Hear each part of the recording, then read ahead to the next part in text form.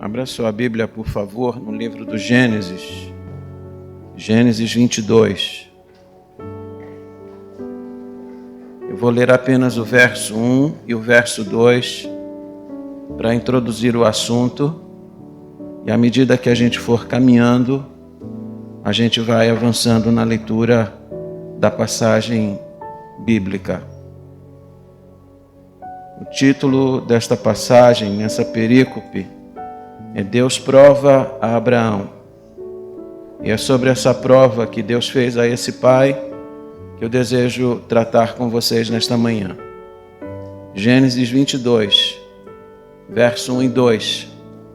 Essa passagem emblemática que todos nós conhecemos bem. Diz assim: Depois dessas coisas, pôs Deus Abraão à prova, e lhe disse: Abraão. Este lhe respondeu: Eis-me aqui.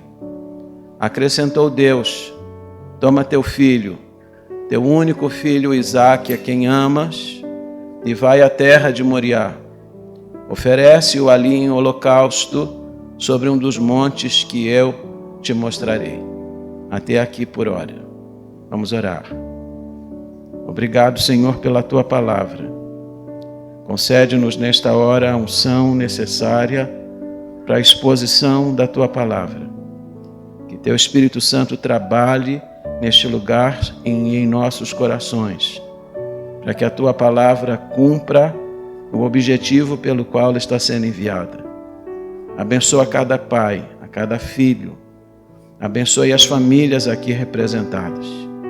E que o Senhor aplique a palavra a cada coração de acordo com a sua necessidade. É a oração que eu faço humildemente em nome de Jesus. Amém. Amém. Vamos tomar assento.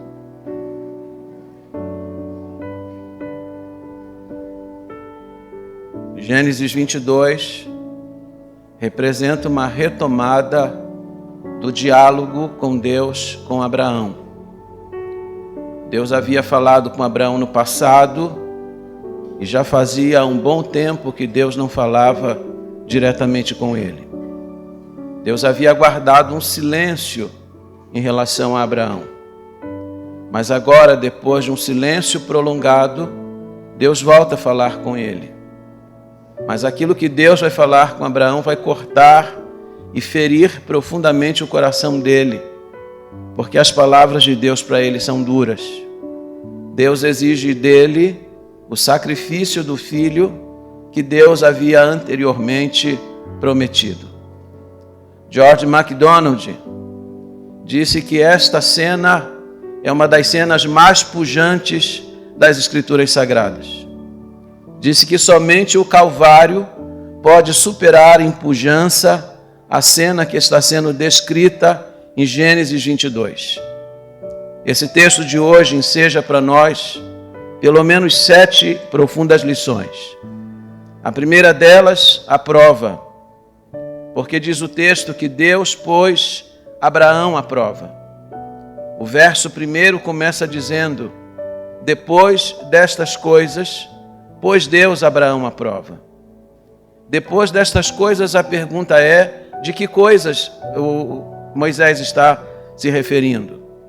Depois do nascimento miraculoso de Isaque, quando a fé de Abraão foi provada.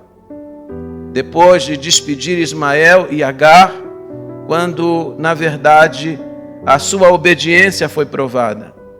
Depois do acordo que Abraão havia feito com Abimeleque, quando seu caráter foi provado. Se você observar nas Escrituras, vai perceber que Abraão vinha sendo provado por Deus em várias áreas da sua vida, até que Deus o colocou diante dessa grande prova. Esse texto mostra que Deus vai nos treinando através das provas. Talvez agora você esteja sendo provado em alguma área da sua vida, assim como eu estou sendo em uma área sensível da minha vida. Mas Deus não prova você de uma hora para outra, colocando diante de você uma prova muito grande, sem antes tê-lo treinado nas pequenas provas. Essa, sem dúvida, era a prova de todas as provas, porque superava todas aquelas que Abraão havia passado. E note, eu sei que todos nós já fomos provados. Em alguma área da nossa vida já fomos provados e talvez estejamos passando por uma prova agora. Mas eu também sei que nós nunca fomos provados como foi Abraão, porque Deus não exigiu de nós o sacrifício de um filho no altar. A grande pergunta que é feita no meio acadêmico é: qual foi o propósito de Deus em colocar Abraão diante de uma prova como essa? Estaria Deus querendo mensurar o tamanho da sua fé? Estaria Deus procurando uma ocasião para exaltar a fé de Abraão? Estaria Deus, de algum modo, tentando exaltar o seu nome? O fato é que nós não temos resposta para muitas perguntas. Mas o fato é, Deus está provando o seu servo. Moisés havia descrito Abraão até aqui como um homem fiel, como um homem de fé, como um homem obediente.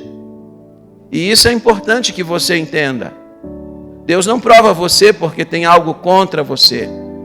Deus não prova você porque você é desobediente.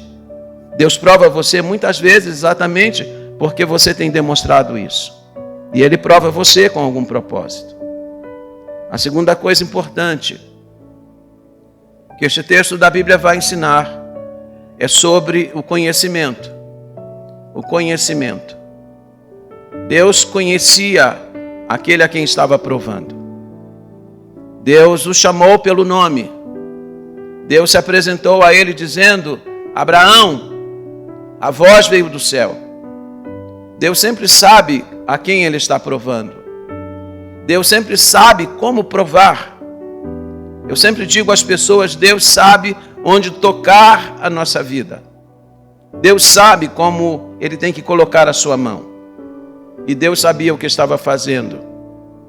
E é importante que você note que não é apenas Deus que conhece Abraão. Abraão também conhece o Senhor. Já fazia algum tempo que eles não dialogavam. Mas quando Deus falou, Ele disse: eis-me aqui.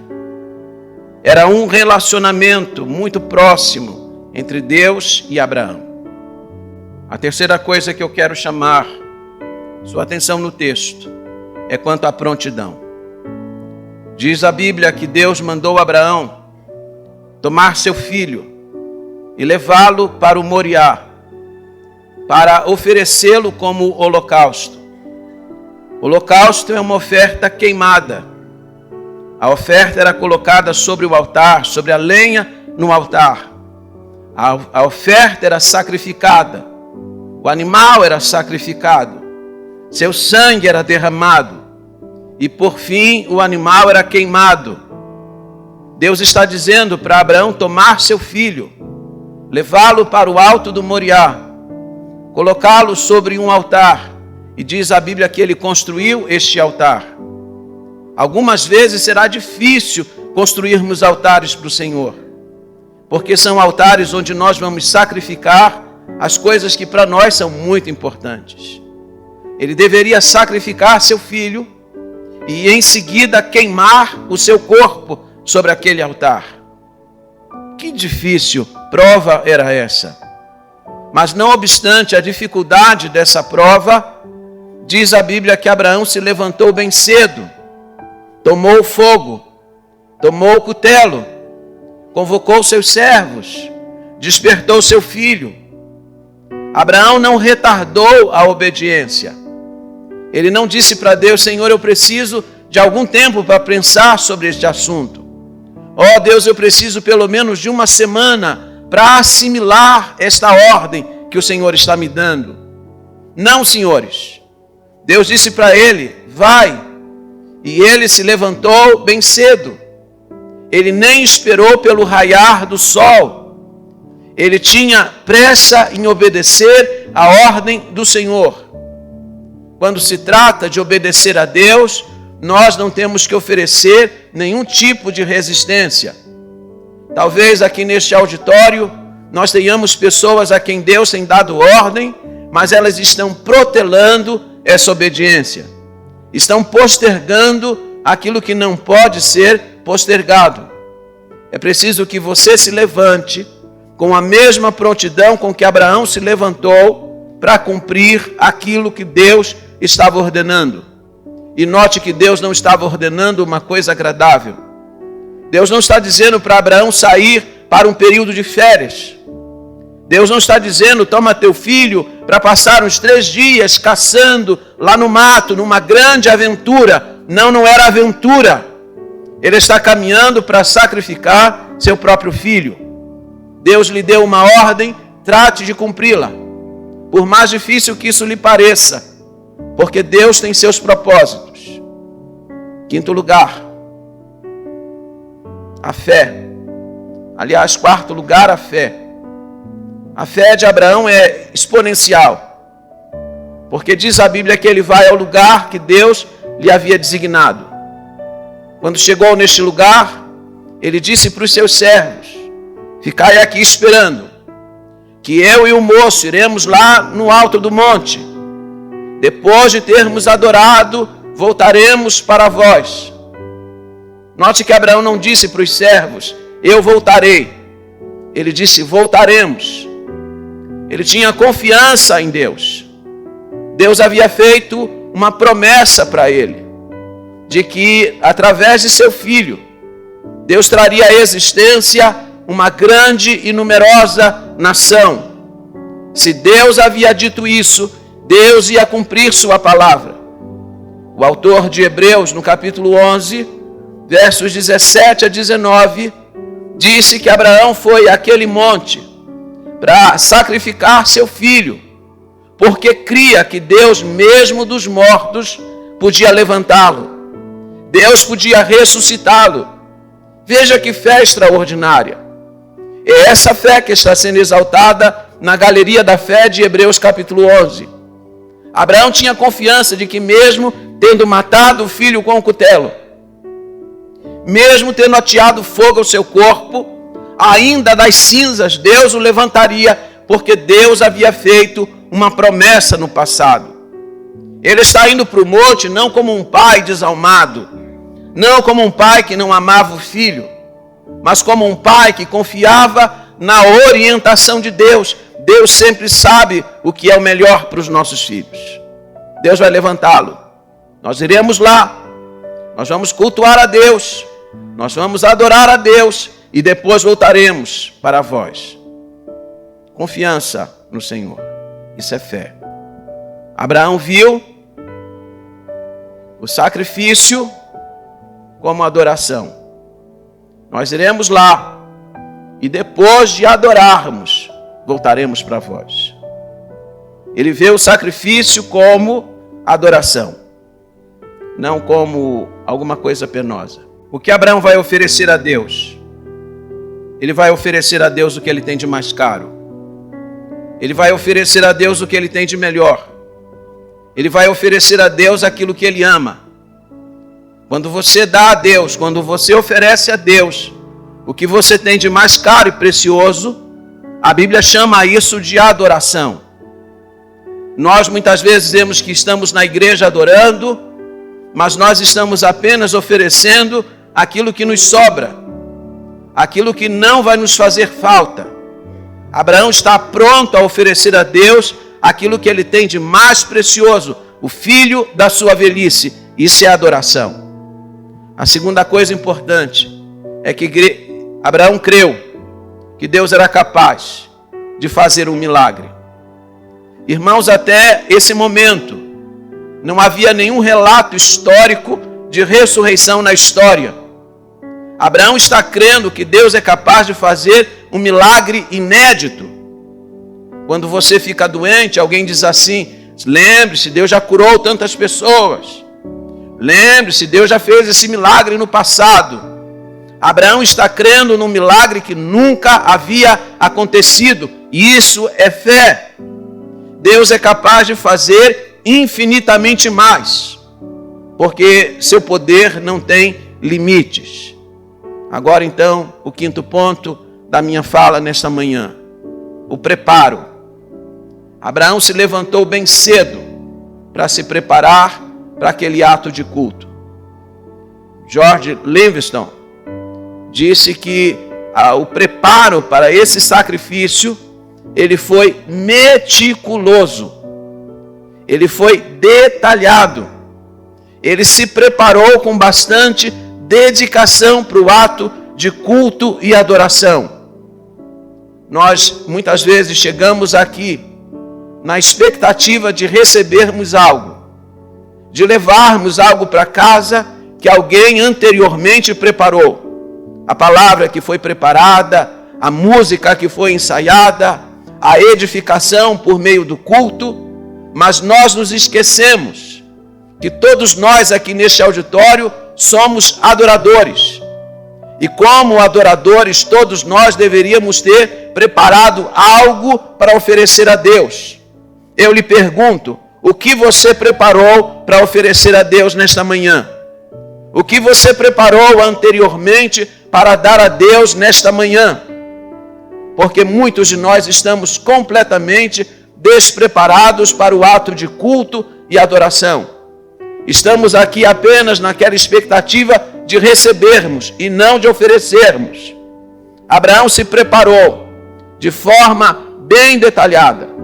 Preparou o fogo, preparou o cutelo, preparou os servos, preparou o filho e preparou o próprio coração para comparecer diante do Senhor. Culto exige de nós preparo. Sexto lugar, a prudência. Imagine Abraão dizendo para Sara: Sara, eu vou sair com Isaac.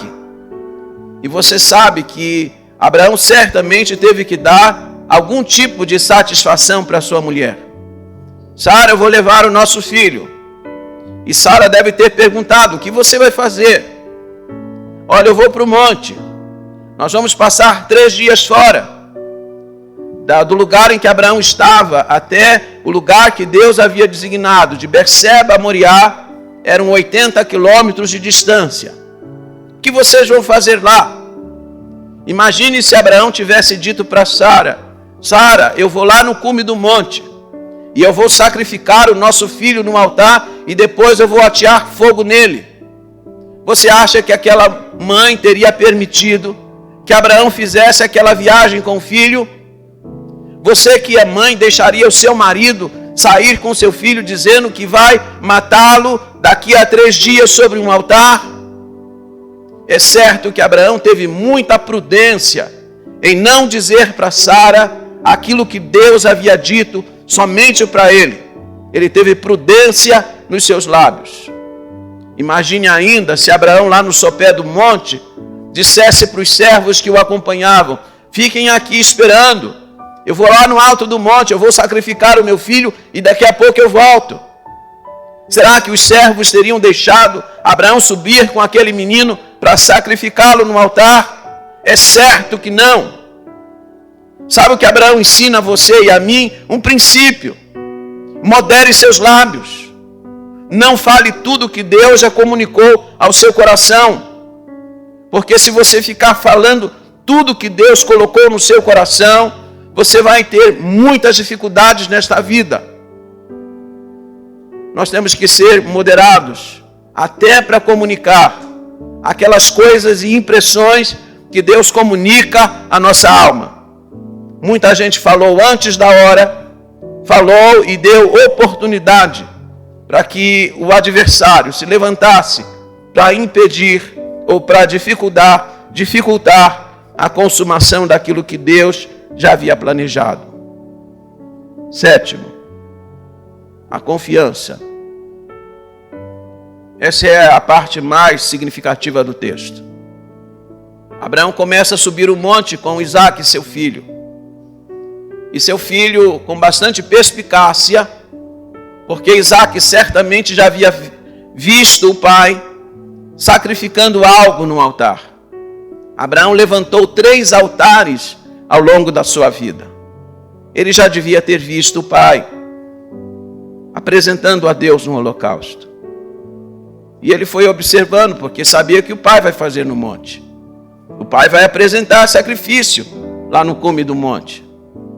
Mas quando está subindo o monte, Isaac pergunta para o pai: Pai, eis aqui o cutelo, Eis aqui o fogo, mas onde está o cordeiro para o sacrifício? Essa pergunta certamente feriu e cortou o coração daquele pai. Essa era a pergunta que Abraão gostaria de evitar. E então Abraão pensou e respondeu: meu filho, Deus proverá para si o cordeiro. Aqui Abraão vai dar um novo nome para Deus: Jeová Jirê, o Deus da providência. Filho, aquilo que nós não temos, Deus vai prover. Se Deus deu uma ordem, Ele vai prover na hora certa. Ele vai tomar providências na hora certa. E então chega a hora em que Abraão vai colocar em prática aquilo que ele havia dito com os seus lábios. Ele vai colocar seu filho no altar. Vai amarrar o seu filho. Diz a Bíblia que ele antes edifica um altar, arma lenha, toma o filho. Aliás, a maneira como esse filho se comporta, só Jesus Cristo foi capaz de mostrar uma submissão como essa. Abraão devia ter aproximadamente 116, 117 anos nesta época de sua vida. Já era uma pessoa idosa. Mas seu filho foi dócil. Deixou o pai amarrá-lo, colocá-lo no altar. E parece que Isaac, assim como Jesus não esperneou, assim como Jesus não abriu a sua boca. E então, diz a Bíblia, que naquela hora que a gente não chama de hora H, nós chamamos de hora D, a hora de Deus. Quando ele está pronto para sacrificar o filho, Deus entra com providência. Diz a Bíblia que Abraão levantou os olhos e viu um carneiro embaraçado pelos chifres. Deus proveu a necessidade dele. 3 lições que eu aprendo nessa passagem acerca da providência de Deus. E eu peço que você tenha os seus olhos bem abertos para essas 3 lições.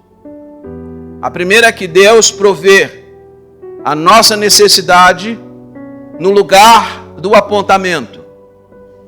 Deus havia dito para Abraão: toma teu filho, teu único filho, e sacrifica-o em um altar lá no Moriá. Abraão poderia ter dito para Deus: Senhor, eu tenho 117 anos de idade. Eu já sou um homem velho, cansado. Senhor, caminhar 3 dias. Senhor, fazer uma jornada de 80 quilômetros.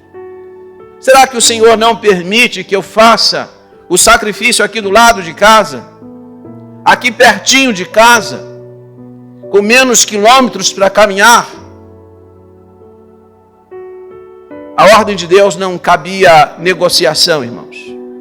Deus havia determinado o lugar e Abraão tinha que caminhar para o lugar que Deus tinha apontado. Há um princípio nessa passagem. Deus só provê sua necessidade quando Deus encontra obediência indiscutível na sua vida. Você não diz para Deus: não, quero obedecer o Senhor, mas eu quero obedecer o Senhor aqui mesmo. Não, Senhor, eu quero fazer a tua obra aqui nesse lugar. Se Deus determinou um lugar para você estar, é no lugar do apontamento que Ele vai prover sua necessidade. A segunda coisa importante que você precisa aprender no tocante à providência é que Deus provê a nossa necessidade na hora da nossa necessidade.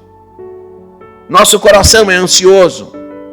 Eu sei que você gostaria que Deus pudesse prover sua necessidade agora, 20 dias antes do seu problema se configurar. 10 horas antes da necessidade aparecer. Deus não age assim. Deus age na hora da sua necessidade. Nem 1 minuto antes, nem 1 minuto depois. Deus não se atrasa. Deus não se antecipa. Deus tem a hora certa para agir. E se Ele ainda não agiu, pelo menos do modo como você espera, é porque a hora necessária ainda não se apresentou. Deus tem a hora certa para prover a necessidade de um filho seu. A terceira coisa importante é que Deus provê a nossa necessidade de forma natural e sobrenatural. Esse é um texto que faz a fusão dessas duas ideias de forma tão perfeita. Deus vai prover de forma natural um cordeiro. Aliás, Deus não provê um rebanho de cordeiros, ele não precisava de um rebanho. Ele precisava só de um cordeiro. Deus provê você de acordo com a necessidade que você tem. Você sabe que quando esse templo foi erguido, ele foi construído na pandemia, quando as portas da igreja estavam fechadas. E Deus não deixou de prover nossa necessidade. Semana a semana. Algumas semanas nós precisávamos de R$12.800. Segunda-feira, olha a conta, tem R$1.000 lá. E aí alguém me perguntava, e aí pastor, vamos orar. Vamos dobrar os joelhos. Pedindo ao Senhor que entre com providência. Dobrávamos o joelho. Sexta-feira, que era o dia que nós tínhamos os compromissos, nós tínhamos 12.900 e alguma coisa na conta. Precisamos essa semana de 7.800. Olha a conta, tem 8.100 lá.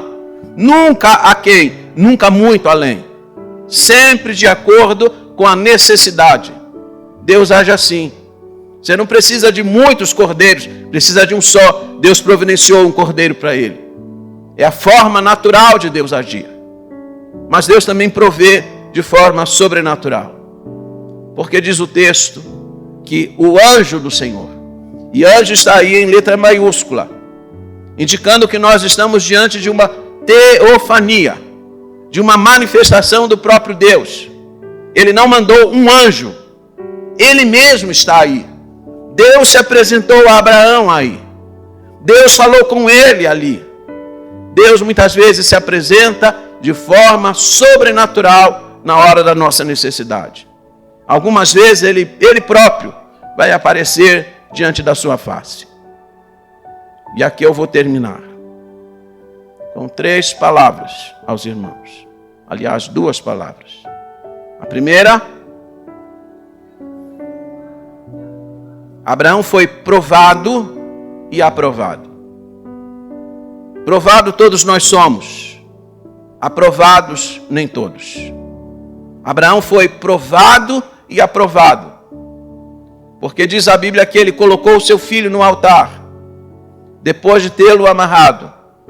Quando ele estendeu a mão com o cutelo para sacrificá-lo, diz a Bíblia que bradou o anjo do Senhor, ou o próprio Deus: Abraão, não faças mal ao menino.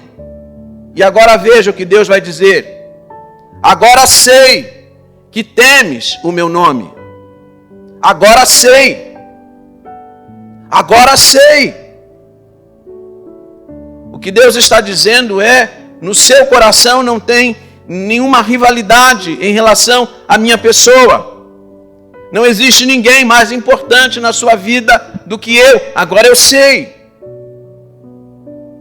A W. Tozer, comentando essa passagem, disse que esse texto ensina o perigo das afeições exageradas. De repente a gente ama a Deus, mas ama mais os filhos. A gente ama mais a Deus, mas ama mais a profissão. Ama a Deus, mas ama mais o marido, mais a esposa, mais isso, mais aquilo. Mas Deus, quando olhou para Abraão, disse: agora eu sei. Não tem ninguém mais importante do que eu na tua vida. Você foi provado e você foi aprovado. Será que no nosso coração existe algo ou alguém mais importante do que Deus? Porque lembre-se desse princípio: Deus não aceita rivais. Ou ele ocupa o primeiro lugar, ou você está em desacordo com a vontade dele. Segundo lugar, Abraão alcançou grandes promessas. Note que aos 75 anos de idade, quando Deus o chamou em Ur dos Caldeus, Deus lhe fez grandes promessas.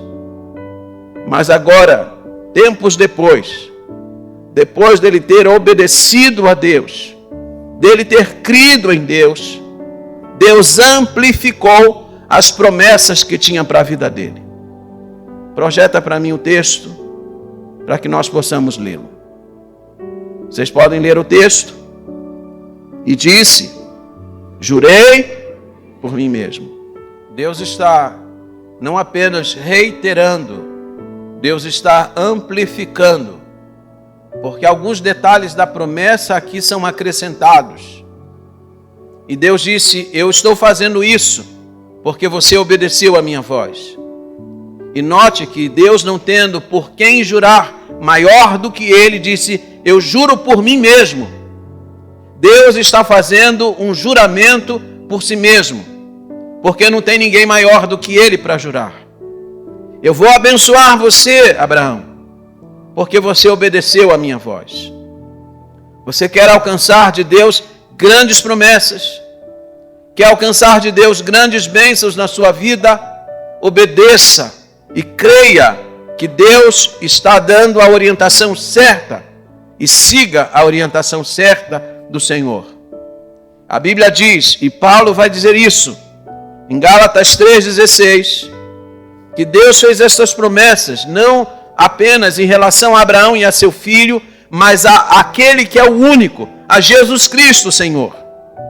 O que Paulo vai dizer é, aplicando essa grande promessa de Deus a Abraão, é que essa promessa vai alcançar o seu clímax na pessoa de Jesus Cristo. Ou seja, a obediência de Abraão teve implicações na obra da redenção, na salvação por meio de Jesus Cristo. Não há outra maneira de Deus abençoar o mundo, não há outra maneira de Deus abençoar o mundo por seu intermédio, se você não for uma pessoa obediente a Deus. Só você e Deus sabe o que Ele tem falado no seu coração. Só você e Deus sabe o que Ele tem exigido de você. Agora a pergunta é: você tem obedecido? Queremos alcançar de Deus grandes coisas, mas nem sempre estamos dispostos a obedecer cabalmente a sua voz. Permita a Deus que, ao ser provado, Deus possa dizer em seguida: agora eu sei que você teme o meu nome. Agora eu sei que você obedeceu a minha palavra. Se você fizer isso, eu posso lhe garantir, Deus tem um futuro glorioso para a sua vida. Que como pais que estamos aqui, possamos imitar o gesto de Abraão, porque Abraão colocou Deus acima do próprio filho. Eu sei que seu filho é precioso, eu sei que seu filho é amado por você, mas Deus precisa estar sempre em primeiro lugar. E note que Deus não tinha dúvida de que Abraão amava a seu filho Isaque. Porque diz o texto 3 vezes: amava Abraão a Isaque. Amava Abraão a Isaque. Deus não tinha dúvida do amor daquele pai pelo seu filho. A grande questão para Deus é: será que Abraão ama mais a mim do que ao próprio filho? Será que Abraão tem mais afeição por mim do que Abraão tem por Isaque? Agora eu sei. Agora eu sei que não tem rival no seu coração. Agora eu sei que eu ocupo o primeiro lugar na sua vida. Qual é o lugar que Deus ocupa na sua vida? Um lugar secundário? Um lugar terciário? Ou Deus ocupa o primeiro lugar? Que não haja oscilação no tocante a este ponto. Que Deus nos abençoe. Que Deus abençoe os pais. Que Deus abençoe os filhos. Que os filhos sejam como Isaque, filhos no altar do Senhor, inteiramente no altar do Senhor. Não apenas os braços, não apenas as pernas, mas o corpo inteiro de Isaque estava no altar, filhos no altar. Mas que os pais sejam como Abraão, obedientes a Deus, capazes de fazer qualquer coisa para obedecer a Deus, porque Deus sempre sabe o que está fazendo. Que Deus venha prover também toda a sua necessidade. É a oração que eu faço para abençoar a sua vida. Amém?